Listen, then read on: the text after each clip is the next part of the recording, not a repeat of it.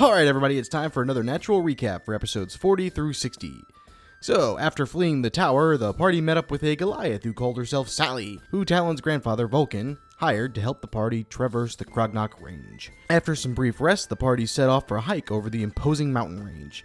At the foot of the mountains, they stopped at a huge and well-known inn called Hastings, where they stayed briefly. There they met Cloanne and Selwyn, two headmasters of the school of Ludomentis all the way over in Solace. They confessed that the red book that had been in Lance's possession when he died had been stolen away, and was certainly the make of some dark power. Selwyn also asked the group to collect a rare purple flower while they traveled through the mountains that would help cure an illness Cloanne was suffering from, and send it back to him. Autumn, recognizing Cloanne as a prodigy who would help bring around several technical marvels, agreed to stay behind and help keep her stable while the rest of the party moved forward without her. While they traveled and hunted, and worked to stay fed and warm, Sally and the group discussed the path that they best take, and Sally admitted that there was a path that went through the mountains rather than over it, but was loath to take it due to the number of goblins and rumors of dark beings that lurked within. However, the rest of the party voted unanimously to travel through the caves, and so she was forced to go along with them. Once they entered the caves, they quickly became lost, but were approached by a relatively non-hostile goblin that offered to lead them through the mountains if they could agree to kill Durandar, some horrible darkness that had infected his tribe. Soon after, Ghost hit some sort of magical barrier and had a dark voice planted in the back of his mind that constantly whispered his worst fears to him. The party ventured forth, and as they approached the goblin's home, they found several of his clan slaughtered and resurrected into grotesque zombie-like beings with ill-fitting proportions. There were also a number of unpleasant beasts from another plane, such as a beholder and several hellhounds.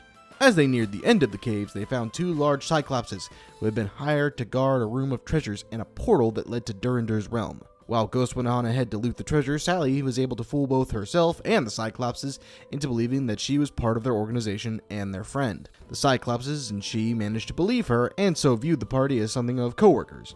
Diplomacy winning out, Talon suggested the two cyclopses should try to destroy the portal, suggesting that Durandar wanted to have a new one built elsewhere. They agreed to try and were both sucked into the portal as a result. After some debate, the party agreed to go in after them and rescue them. While within the dreaming dark, each of the groups suffered several difficulties, repeatedly feeling the strain of dangers, losses, and betrayals as visions swam before them, and the aura around them poisoned their minds. However, in the end, persistence won out, and they were able to infiltrate the lair where their Cyclops companions had been held, and discovered that the two large beings had experienced several weeks in captivity despite the group heading in only an hour after them. Still, after searching through the lair and grabbing what loot they could, including a 25-foot solid gold chandelier, they came upon Durandar's castle. There, they fought the large beast along with some resurrected form of Dreamer Ashara, Marcellus, the elven archer who helped raise Ronan, and both of Talon's parents. While they emerged ultimately victorious, they were also deeply troubled and some mentally damaged due to the trip.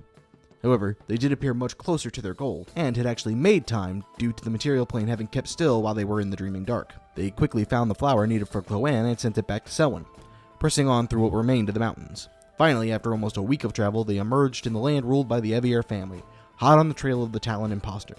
At this point, Ronan was contacted by Kazuya, who had somehow discovered the shapeshifter they were after, and agreed to hand him over as a favor to Ronan.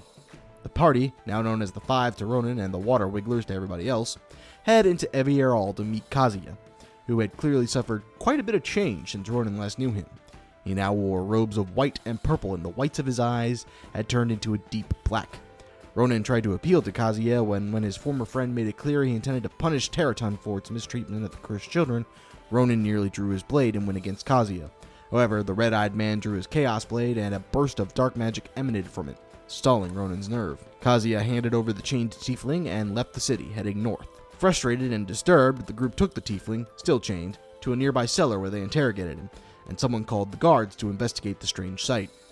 Luckily, it was William Hart who discovered the party and helped ferret them away to his house in the city.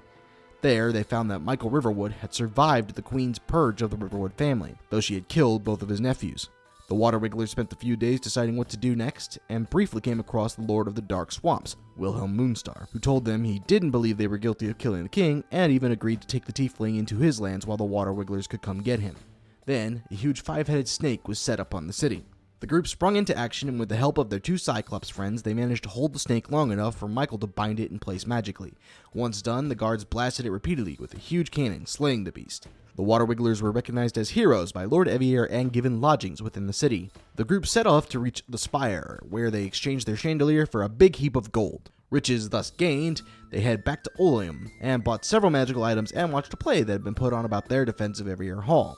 Then they teleported back to the Wild Woods, though sadly the Cyclopses were too large to teleport and would have to take the long way back via a map drawn by Ghost. Once they appeared in the Elven capital, they saw that Her Grace had burned and slaughtered the previous family that had ruled the Wild Woods, the Brawwins, and installed one of their previous bannermen, the Paxtons, as the new rulers. Deciding it was best to make themselves scarce, they quickly went to the Lunari camp and found Vulcan ordering for a move to the Dark Swamps. Suspicious of the news that they had received, they decided to use Zone of Truth on him, which he agreed to, and he explained much of what had gone down, and explained some of the darkest truths about the Dreaming Dark that he had been less than eager to divulge previously. Talon took some time to decide what to do about his grandfather's previous lies. Meanwhile, Vulcan explained that they planned to meet up with Lord Wilhelm and try to gather forces against Her Grace. The group spent a good chunk of the night discussing plans revolving around the Queen, Kazuya, ghosts, demons, Land's stolen body, and all the other issues that were plaguing them before they retired for the evening.